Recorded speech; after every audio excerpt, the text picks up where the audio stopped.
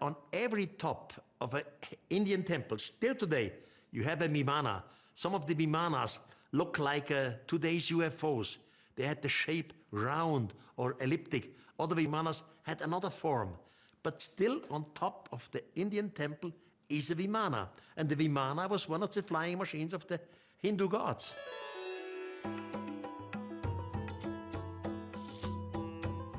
Vimana is what we would call today a space shuttle. It's just a small space vehicle which moves between the planet and the mother spaceship in orbit. But with the Vimana itself, you don't make space travel from star to star. These diagrams are not extremely old.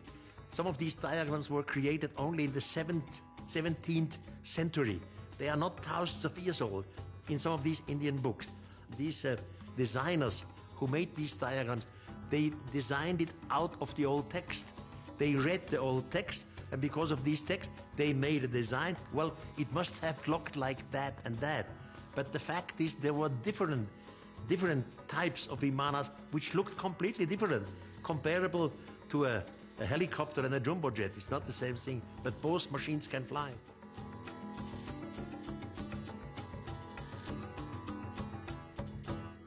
The idea of chariots of the gods has come in the Bible with the prophet Ezekiel.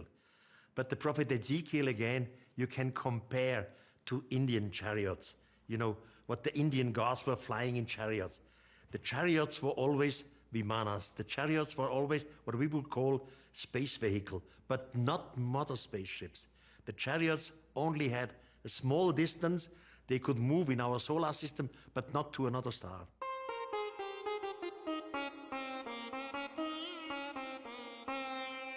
These Indian descriptions about flying machines are not just fantasy, are not just allegories. No, they were real because the humans saw them and whole groups of humans saw them and then described what they saw.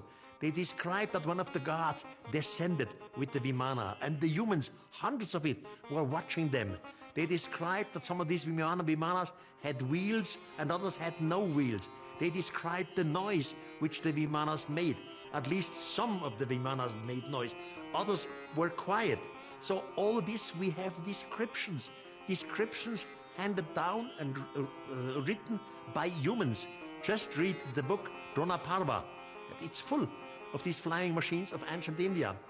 Professor Dr. Kanjilal, who is the Sanskrit professor of the Sanskrit College in Calcutta, a brilliant man, he has, in our modern time, translated some of these Indian Vedas in a special book with the name Flying Machine in Ancient India.